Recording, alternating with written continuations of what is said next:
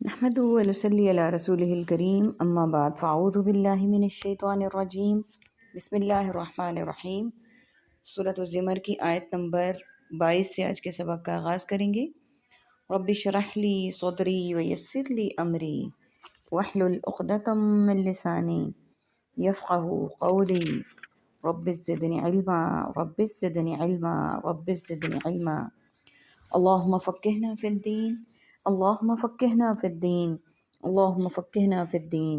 اعوذ باللہ السمیع العلیم من الشیطان الرجیم من ہمزہ ونفخہ ونفثہ۔ افمن شرح اللہ صدرہ للاسلام، تو بھلا وہ شخص جس کا دل کھول دیا گیا، جس کا سینہ کھول دیا اللہ نے اسلام کے لیے، فہو علی نور من ربہ، پس وہ روشنی پر ہو اپنے رب کی طرف سے، فویل للقاسیہ، پس ہلاکت ہے اس کے لیے سخت ہیں، قلوبہم ان کے دل، من ذکر اللہ اللہ کے ذکر سے، اولئک فی ضلال مبین، یہی لوگ ہیں واضح گمراہی میں۔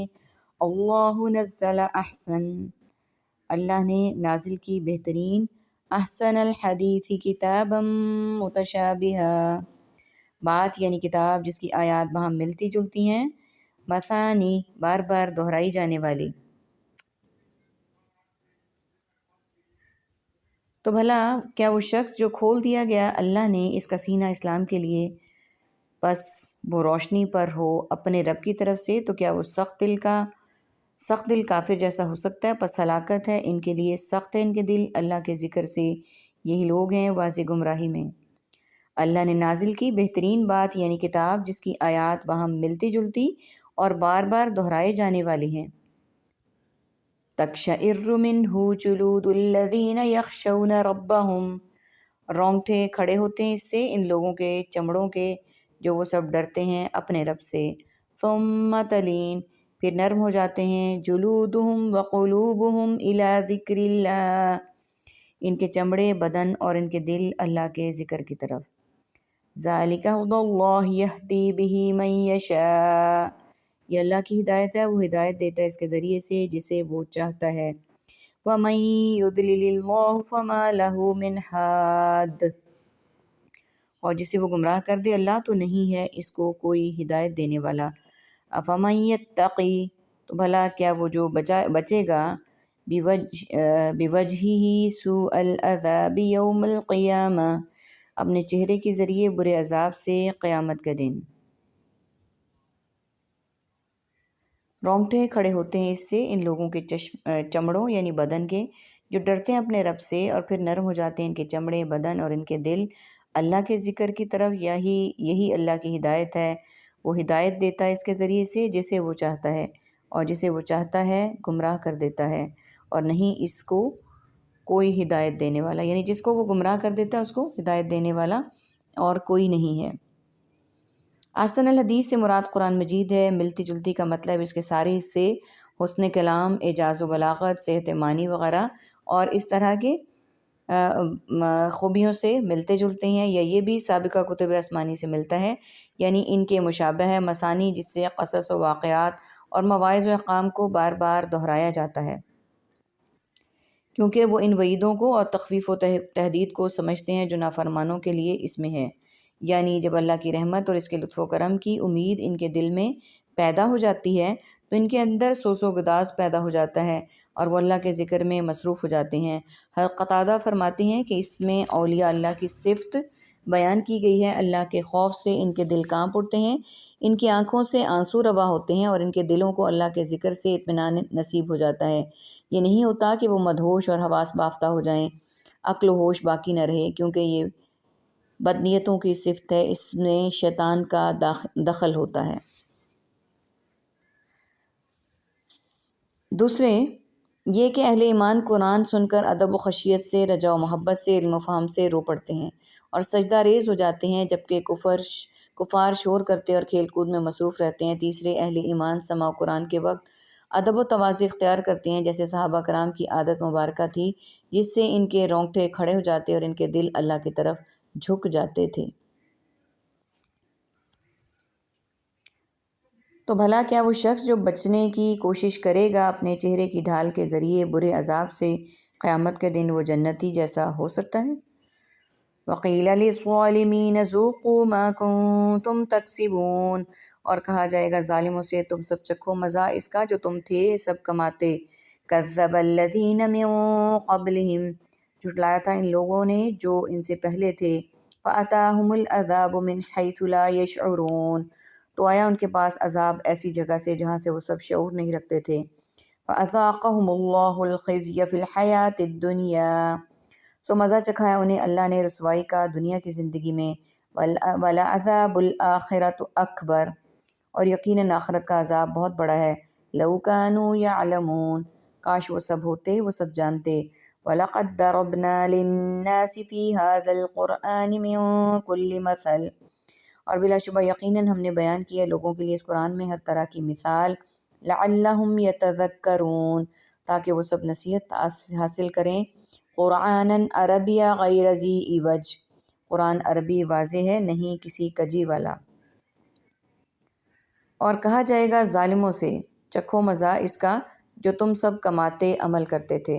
جھٹلایا تھا ان لوگوں نے جو ان سے پہلے تھے، تو آیا ان کے پاس عذاب ایسی جگہ سے جہاں سے وہ شعور نہیں رکھتے تھے۔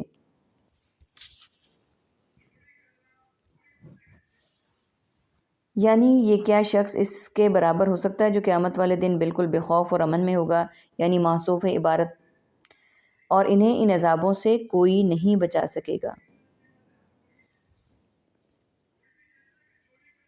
سو مزہ چکھایا انہیں اللہ نے رسوائی کا دنیاوی زندگی میں، اور یقیناً آخرت کا عذاب بہت بڑا ہے، کاش وہ جانتے۔ یہ کفار کو تنبیہ ہے کہ گزشتہ قوموں نے پیغمبروں کو جھٹلایا تو ان کا یہ حال ہوا کہ تم اشرف الرسول اور افضل الناس کی تکذیب کر رہے ہو، تمہیں بھی اس تکذیب کے انجام سے ڈرنا چاہیے۔ اور بلا شبہ یقیناً ہم نے بیان کی ہے لوگوں کے لیے اس قرآن میں ہر طرح کی مثال تاکہ وہ نصیحت حاصل کریں، یعنی لوگوں کو سمجھانے کے لیے ہر طرح کی مثالیں بیان کی ہیں تاکہ لوگوں کے ذہنوں میں باتیں بیٹھ جائیں اور وہ نصیحت حاصل کریں۔ یہ قرآن عربی واضح ہے، کسی کجی والا نہیں ہے۔ لعلہم یتقون، تاکہ وہ سب ڈر جائیں۔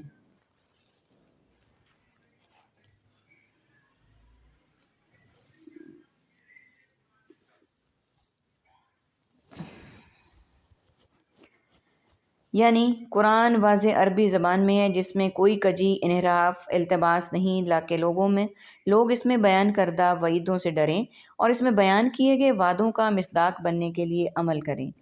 ضرب اللہ مثلا رجلا فیہ شرکاء متشاکسون، ایک غلام آدمی جس میں کئی شریک ہیں، سب بد مزاج، باہمی جھگڑنے والے۔ وَرَجُلٌ سَلَامًا لِرَجُلٍ هَلْ يَسْتَوِيَانِ، اور ایک آدمی کی جو سالم کسی ایک ہی آدمی کا ہے، کیا وہ دونوں برابر ہیں؟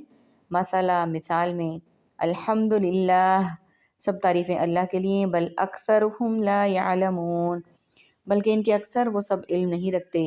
إِنَّكَ مَيِّتٌ وَإِنَّهُمْ مَيِّتُونَ، بے شک آپ فوت ہونے والے ہیں اور بے شک وہ بھی سب فوت ہونے والے ہیں۔ ثُمَّ إِنَّكُمْ، پھر بے شک تم، یوم القیامت، قیامت کے دن، عند ربہم تختصمون، اپنے رب کے پاس تم سب جھگڑو گے۔ اللہ نے مثال بیان کی ہے ایک غلام آدمی کی جس میں کئی شریک ہیں، بد مزاج، باہمی جھگڑنے والے، اور کہ ایسے غلام آدمی کی جو سالم خاص ایک ہی آدمی کا غلام ہے، کیا یہ دونوں مثال یعنی حالت میں برابر ہیں؟ اللہ کے لیے سب تعریفیں ہیں، بلکہ ان کے اکثر علم نہیں رکھتے۔ ان میں مشرک اللہ کا شریک ٹھہرانے والے اور مخلص اللہ، صرف ایک اللہ کی عبادت کرنے والے کی مثال بیان کی گئی ہے، یعنی ایک غلام ہے جو کئی شخصوں کے درمیان مشترکہ ہے، چنانچہ وہ آپس میں جھگڑتے رہتے ہیں، اور وہ غلام ہے جس کا مالک صرف ایک ہی شخص، اس کی ملکیت میں اس کے ساتھ کوئی شریک نہیں۔ کیا یہ دونوں غلام برابر ہو سکتے ہیں؟ نہیں، یقیناً نہیں۔ اسی طرح وہ مشرک جو اللہ کے ساتھ دونوں معبودوں کی بھی عبادت کرتا ہے، اور وہ مخلص مومن جو صرف ایک اللہ کی عبادت کرتا ہے، اس کے ساتھ کسی کو شریک نہیں ٹھہراتا، برابر نہیں ہو سکتے، اس بات پر کہ اس نے حجت قائم کر دی، اسی لیے اللہ کے ساتھ شرک کا ارتکاب کرتے ہیں۔ اور بے شک وہ بھی مرنے والے ہیں۔ پھر تم سب نے پھر بے شک تم قیامت کے دن اپنے رب کے پاس جھگڑو گے اور فیصلہ ہو جائے گا۔ یعنی اے پیغمبر، آپ بھی اور آپ کے مخالف بھی سب موت سے ہمکنار ہو کر اس دنیا سے ہمارے پاس آخرت میں آئیں گے۔ دنیا میں تو توحید اور شرک کا فیصلہ تمہارے درمیان نہیں ہو سکا اور تم اس بارے میں جھگڑتے ہی رہے، لیکن یہاں میں اس کا فیصلہ کروں گا اور مخلص موحدین کو جنت میں اور مشرکین و جاہدین اور مکذبین کو جہنم میں داخل کروں گا۔ ان آیات میں بھی وفات نبی صلی اللہ علیہ وآلہ وسلم کا اثبات ہوتا ہے، جس طرح کہ سورہ آل عمران 144 سے بھی ہوتا ہے، اور اس سے استدلال کرتے ہوئے حضرت ابوبکر رضی اللہ تعالیٰ عنہ نے بھی لوگوں میں آپ صلی اللہ علیہ وآلہ وسلم کا موت کا تحقق فرمایا تھا، اس لیے نبی صلی اللہ علیہ وآلہ وسلم کے بارے یہ عقیدہ رکھنا کہ آپ کو برزخ میں بالکل اسی طرح زندگی حاصل ہے جس طرح دنیا میں تھی، قرآن کی نصوص کے خلاف ہے۔ آپ صلی اللہ علیہ وآلہ وسلم بھی دیگر انسانوں ہی کی طرح آپ پر موت طاری ہوئی، اسی لیے آپ کو دفن کیا گیا۔ قبر میں آپ کو برزخی زندگی تو یقیناً حاصل ہے جس کی کیفیت کا ہمیں علم نہیں، لیکن دوبارہ قبر میں آپ کو دنیاوی زندگی عطا نہیں کی گئی۔ اللہ عالم بالصواب۔ اللہ تعالیٰ سے دعا ہے کہ اللہ تعالیٰ ہمیں قرآن کا صحیح سمجھنے والا، پڑھنے والا، عمل کرنے والا اور سکھانے والا بنا دے۔ الحمدللہ الحمدللہ ثم الحمدللہ۔ پارہ نمبر 23 آج ہمارا مکمل ہو گیا۔ کل کے سبق سے انشاءاللہ پارہ نمبر 24 کا آغاز کریں گے۔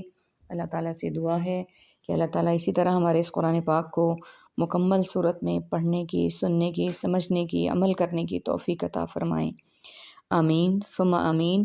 وآخر دعوانا ان الحمد للہ رب العالمین۔ سبحانک اللہم وبحمدک، نشہد ان لا الہ الا انت، نستغفرک ونتوب الیک۔ السلام علیکم ورحمۃ اللہ وبرکاتہ۔